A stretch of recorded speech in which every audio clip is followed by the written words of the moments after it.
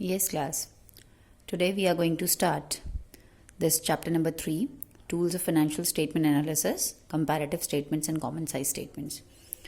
As you all know that the name of this book is Analysis of Financial Statements. आप सबको पता है ना फाइनेंशियल स्टेटमेंट्स क्या होती है? फाइनेंशियल स्टेटमेंट्स क्या होती है कंपनी की? बैलेंस शीट और उसकी P&L अकाउंट, राइट? उसको एनालाइज करना है, पढ़ के रिजल्ट ड्रॉ करना है. आप सबको पता है कि अगर हम ऐसे ही रख देंगे सामने किसी कंपनी के फाइनेंशियल स्टेटमेंट्स ऐसे ही रख दिए तो हम ना उससे कोई रिजल्ट ड्रॉ कर पाएंगे ना किसी कंक्लूजन पे पहुंच पाएंगे. तो ऐसे केस में हमको अगर कोई रिजल्ट निकालना है, एक स्टूडेंट है उसको अगर हमने उसके मार्क्स सिर्फ रिपोर्ट कार्ड दे दी जाए तो हम उसको बेटर तरीके से जज नहीं कर पाएंगे. अगर हमें पता चल जाए उसके फर्स्ट टर्म में इतने थे, सेकेंड टर्म में इतने हैं, then only we will be able to जज हिम कि उसने पहले से इम्प्रूव किया है या नहीं किया है. इसी तरह अगर हम उस स्टूडेंट को किसी और स्टूडेंट के रिपोर्ट कार्ड से सेम क्लास के कंपेयर करेंगे तो भी हमें एक जजमेंट मिलेगा, रिजल्ट मिलेगा. तो इसीलिए हम इस चैप्टर को पढ़ रहे हैं क्योंकि financial statements when analysed in isolation are not of much meaning, so we have started this chapter. यहाँ पे हम पढ़ेंगे comparative and common size statement. comparative में क्या होता है हम आगे पढ़ते हैं. तो सबसे पहले हमें देख लेते हैं, चैप्टर का नाम है comparative and common size statements. statements का मतलब क्या होता है? financial statements मतलब क्या होता है? it comprises of balance sheet and statement of P&L account. P&L account को हम क्या कहते हैं? statement of P&L account.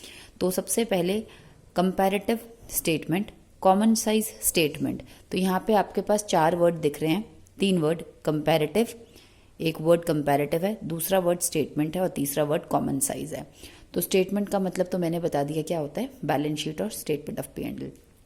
अब पहले हम बात करते हैं कंपैरेटिव की.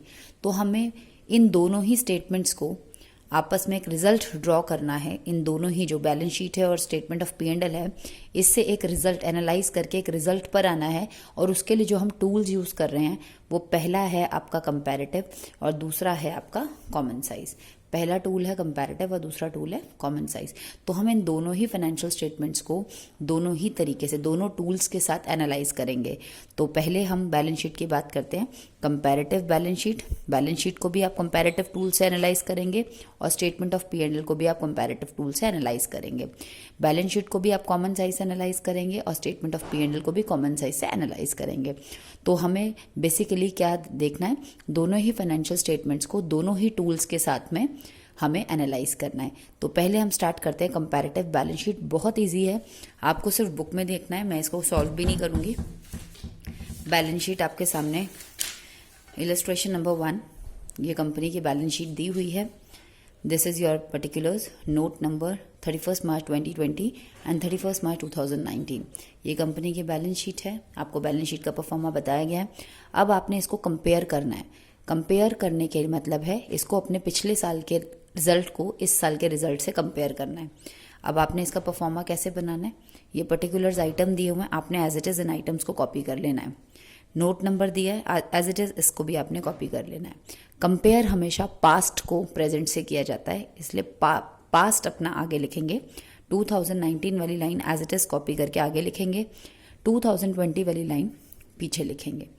ये चारों कॉलम्स हमने एज इट इज़ ऊपर उतार लिए. यहाँ जो कंपनी का नाम है X limited, comparative balance sheet of as at 31 March 19 and 20, ये पूरा लिख दिया.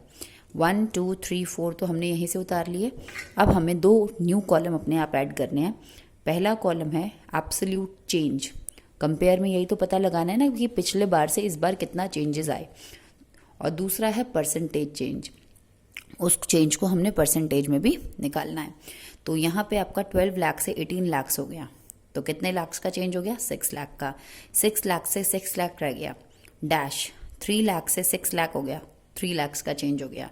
21 लाख से, ये पूरा आपने एज इट इज़ उतारना है, ये नहीं कि टोटल करने बैठ जाएं, कॉपी किया हुआ है पूरा. 21 लाख से 30 लाख हो गया, 9 लाख का चेंज. 15 से 18 हो गया, 3 लाख का चेंज. 5 लाख से 10 लाख हो गया, 5 लाख का चेंज. 1 लाख से 2 लाख हो गया, 1 लाख का चेंज. 21 से 30, 9 लाख का चेंज. एब्सोल्यूट चेंज की लाइन समझ आ गई. अब बात करते हैं परसेंटेज चेंज की. परसेंटेज कैसे निकालते हैं आपको पता है ना, change upon past year into 100. 6 lakh upon 12 lakh into 100, 50%. 0 है तो 0 ही रहेगा. 3 lakh upon 3 lakh into 100, 100%, 9 lakh upon 21 lakhs into 100, 42.86%, 3 lakh upon 15 lakh into 100, 20%, 5 lakh upon 5 lakh into 100, 100%, 1 lakh upon 1 lakh into 100, 100%, 9 lakh upon 21 lakhs into 100, 42.86%.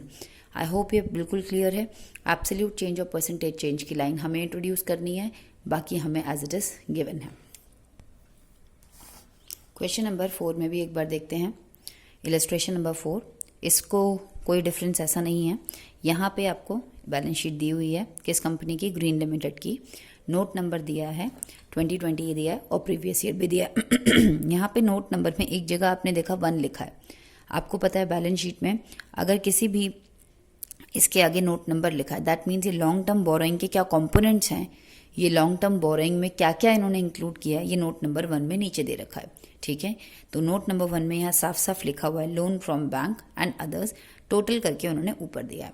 यानी कि जितनी भी चीज़ें long term borrowing में होंगी, एक से ज़्यादा थी तो इन्होंने क्या किया, सबको नीचे बता दिया और ऐड करके ऊपर एक बार में दिखा दिया.